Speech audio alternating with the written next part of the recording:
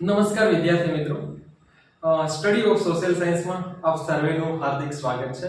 આપણે ત્રીજા ભાગની અંદર આવ્યા છીએ કે વાંચન કઈ રીતે યાદ રાખવું। કારણ કે ઘણીવાર આપણે શું કરતા હોય છે કે ઘણું બધું વાંચી લીધું હોય છે, પણ વાંચી લીધા પછી થોડા દિવસો પછી આપણે જો પૂછીએ એમાંથી પ્રશ્ન તો કે સાહેબ હવે તો હું ભૂલી ગયો, તો મતલબ કે આવું કેમ થાય છે? તો એના માટે કઈ રીતે આપણે વાંચવું જોઈએ કે જેથી કરી અને વાંચેલું આપણને યાદ રહી જાય। તો પહેલા તો તમે કોઈ પણ વિષય જે વાંચો છો એ વિષયને લખીને તૈયાર કરવાનો પ્રયત્ન કરશો, કારણ કે લેખન એ બહુ મહત્વની વાત છે। જો સાહેબ તમે એકવાર લેખન કરવાનો શરૂઆત કરી દીધી, મતલબ કે તમે જે પણ ટોપિક વાંચી રહ્યા છો એ ટોપિકને પહેલા તો એ ટોપિક પ્રમાણે તમારું માઇન્ડ સેટઅપ કરો। માઇન્ડ સેટઅપ કર્યા પછી તમે જે પણ વિષયના ટોપિકને વાંચી રહ્યા છો એ ટોપિકને એકવાર વાંચો। વાંચન કર્યા પછી તમે એને એકવાર મનન કરો, મતલબ કે આંખો બંધ કરવાની, આંખો બંધ કરી અને જે વાંચ્યા છો એને મનન કરવાનો પ્રયત્ન કરવાનો। ઉદાહરણ તરીકે તમે કે ભારતનો પ્રાકૃતિક વારસો એ ટોપિકને વાંચો, તો ટોપિક વાંચ્યા પછી જે એના જે પોઈન્ટ આવતા હતા કે જેની અંદર ભૂમિ દ્રશ્યો આવતા હોય, જેની અંદર નદીઓ આવતી હોય, જેની અંદર વન્ય જીવન આવતું હોય, વનસ્પતિ જીવન આવતું હોય, એની વ્યાખ્યા જે પ્રાકૃતિક વારસાની વ્યાખ્યા જે આવતી હોય, તો આ બધાને એકવાર મનન કરવાનો પ્રયત્ન કરવાનો કે આની અંદર આવી આ પોઈન્ટ આવતા હતા। અને સાહેબ એ મનન કર્યા પછી તમારે એને લેખન મતલબ કે એકવાર લખી દેવાનું। એકવાર તમે વાંચો, વાંચી એને એકવાર મનન કરી અને તમને એવું લાગે કે મને 40 થી 50% એ પ્રશ્નના આન્સર ક્લિયર થયો છે, વળી એકવાર તમારે વાંચન કરી અને લેખન રફલી રીતે એકવાર ખાલી તમે તમારી રીતે નોટની અંદર લખી દેશો તો એનાથી તમારું જે યાદ રાખવાની જે યાદ શક્તિ છે એની અંદર ઘણો વધારો થશે। અને બીજું એ પણ જરૂરી છે સાહેબ કે જ્યારે તમે વાંચન કરી રહ્યા છો ત્યારે તમને તમારા આજુબાજુના એવા કોઈ પરિબળો ન ઉદ્ભવે કે જેથી કરીને તમારા વાંચનની અંદર ક્યાંય વિક્ષેપ પડે। કારણ કે આ વિક્ષેપ પડવાનું એક જ કારણ છે આજના યુગના બાળકોનું એક દૂષણ એટલે મોબાઈલ। કારણ કે મોબાઈલ એક એવી સાહેબ વસ્તુ આજે બની ગઈ છે કે જો બાળક એકવાર એને મોબાઈલ હાથમાં લઈ લે છે તો એની કલાકોની કલાકો ક્યાં જતી રહે છે એ ખબર પણ પડતી નથી। એટલા માટે મોબાઈલનો સદંતર ઉપયોગ બંધ કરવો જોઈએ, કારણ કે વાંચન અને મોબાઈલ આ બંને સાથે સાહેબ ન શક્ય બને। એટલે વિદ્યાર્થી કાળ દરમિયાન આ મોબાઈલથી દૂર રહેવાનું। એટલે પહેલા તમે જે તે ટોપિક વાંચો છો એ ટોપિકને પહેલા તો એ પ્રમાણે તમારું માઇન્ડ સેટઅપ કરો। માઇન્ડ સેટઅપ કર્યા પછી એને એકવાર વાંચો, વાંચન કર્યા પછી એને મનન કરો, મનન કર્યા પછી એને એકવાર રફલી રીતે એકવાર એના પોઈન્ટની નોંધ કરો અને પછી સાહેબ તમને એ પ્રશ્ન એ લાંબા સમયગાળા સુધી યાદ રહેશે।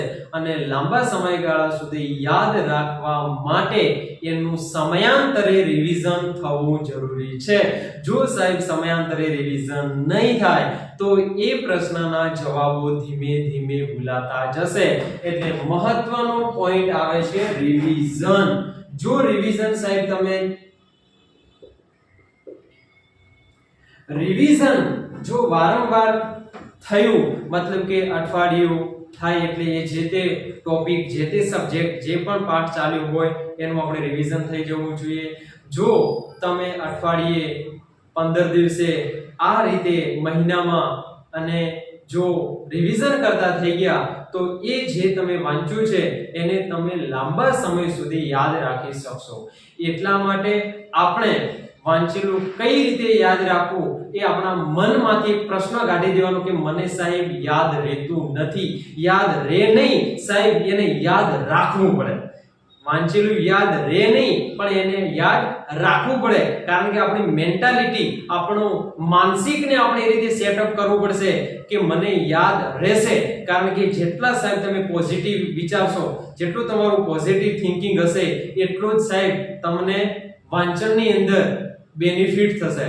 કારણ કે જેટલા મનની અંદર જે કુવિચારો જે ભર્યા છે, જે મનની અંદર જે વિકારો જે ભરેલા છે, એ જો દૂર થઈ ગયા અને માત્ર ને માત્ર તમારું ફોકસ એ જ્યારે તમે વાંચવા બેસો છો ત્યારે તમારું ધ્યાન, તમારું જે કોન્સન્ટ્રેશન છે એ માત્ર તમારા સબ્જેક્ટ ઉપર, તમારા ટોપિક ઉપર, જે તે વિષય સાથે જો સંલગ્ન હશો તો સાહેબ તમે એની અંદર 100% સારું એવું યાદ રાખી શકશો. પણ પહેલા તમે તમારી માનસિક સ્થિતિને સુધારવી પડશે કે મને યાદ રહેતું નથી. કારણ કે એવી કોઈ વ્યક્તિ અહીંયા આગળ આવી જ નથી કે જેને ઓલરેડી પહેલેથી જ યાદ હોય. બધા જ આપણે માનવીય એ પહેલા આપણે એને શીખવું પડે, સમજવું પડે, વાંચવું પડે, એને વારંવાર રિવિઝન કરવું પડે, ત્યારે જ આપણે એને સરસ રીતે, સારી રીતે યાદ રાખી શકીએ. એટલે પહેલા તો પોતે પોતાના માનસિક વિચારોને બદલે કે મને યાદ રહેશે. કારણ કે એક સાહેબ તમે સેન્ટેન્સ આવું બોલતા શીખી ગયા ને કે મને યાદ રહેશે, તો પણ ઘણો બધો ફરક પડશે. કારણ કે ઘણીવાર વિદ્યાર્થી છે ને એવું માની લેતો હોય છે કે મને તો સાહેબ મને તો યાદ નહીં રહે. કેમ ન રહે? કારણ કે વાંચન કરો, વાંચન કર્યા પછી એનું મનન કરો, મનન કર્યા પછી એકવાર એનું લેખન કરો, અને લેખન કર્યા પછી રિવિઝન કરો.